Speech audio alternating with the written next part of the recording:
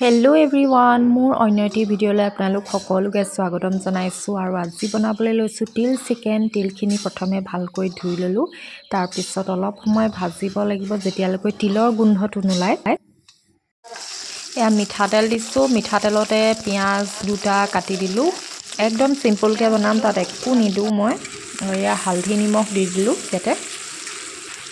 আৰু এয়া মই তিলখিনি ভালদৰে মিক্সাৰত পিচি ল'লোঁ। আৰু এইখিনি হৈছে মুৰ্গী মাংস, আৰু মাংসখিনি এতিয়া দি দিম মই তেলত। তাৰপিছত অলপ সময় মই ভাজি থাকিম।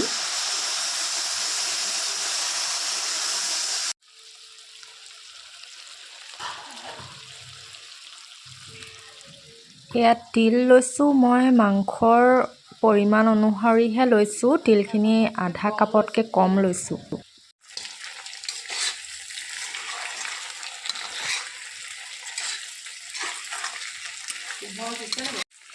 আলু এটা কাটি দিছোঁ, আলু নহ'লে মাংসত ভাল নালাগে খাই, সেইকাৰণে এটা দিছোঁ।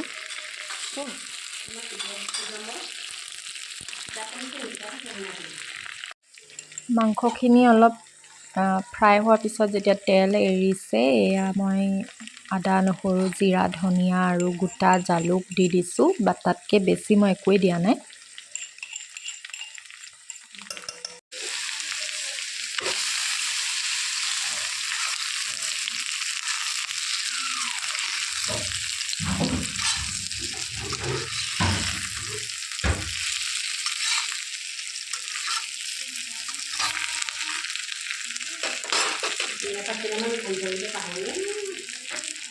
এতিয়া তিলখিনি দি দিম। যিহেতু মই আগত তিলখিনি ভাজিয়ে লৈছোঁ, সেইকাৰণে ইয়াত বেছি ভাজি নাথাকোঁ। এতিয়া ডাইৰেক্ট মই অলপ ভাজিয়ে পানী দি দিম।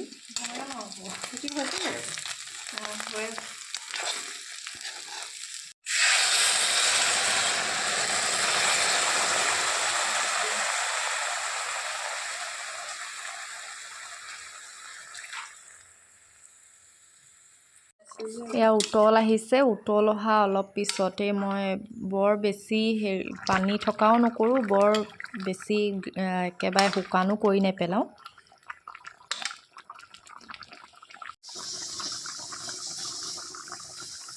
এয়া তিল চিকেনৰ গ্ৰেভিটো মোৰ হৈ গ'ল বনাই, ইমানতে মই ৰাখি দিম।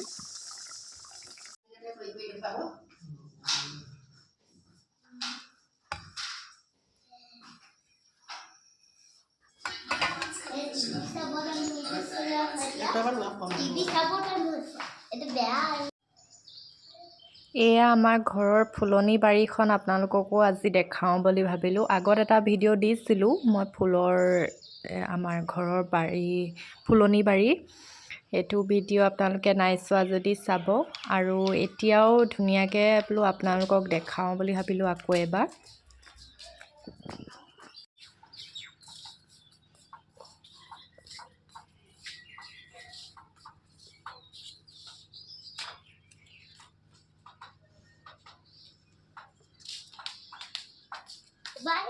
স্নেক প্লেন্ট এয়া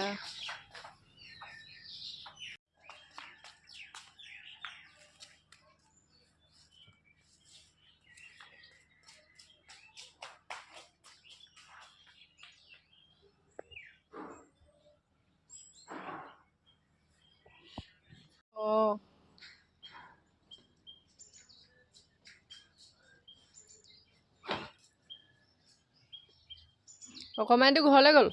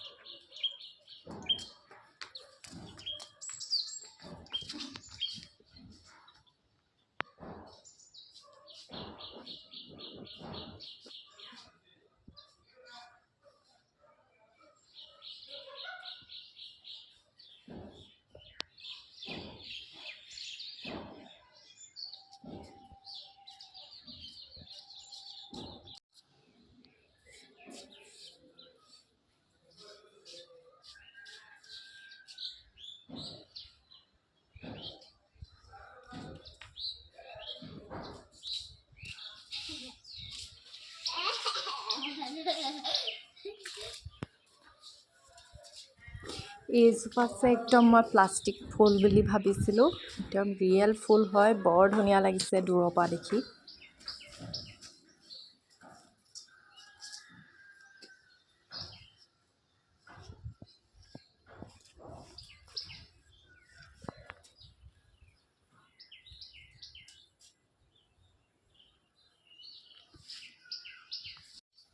ইয়াতে বিলাহী আছে, ধনিয়া, ওলকবি, ফ্ৰেঞ্চবিন, বেঙেনা এইবোৰ খেতি কৰিছে।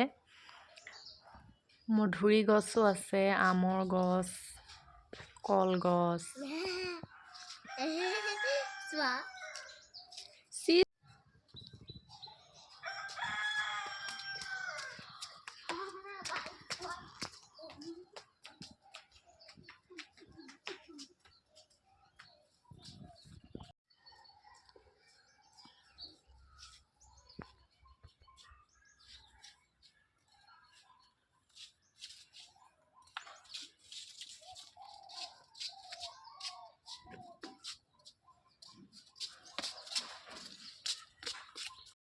আজি ভিডিঅ'টো ইমানতে সামৰিলোঁ। ভিডিঅ'টো কেনেকুৱা পালে জনাব আৰু চেনেলটো ছাবস্ক্ৰাইব কৰি দিব, লগতে কমেণ্ট কৰিব, লাইক কৰিব।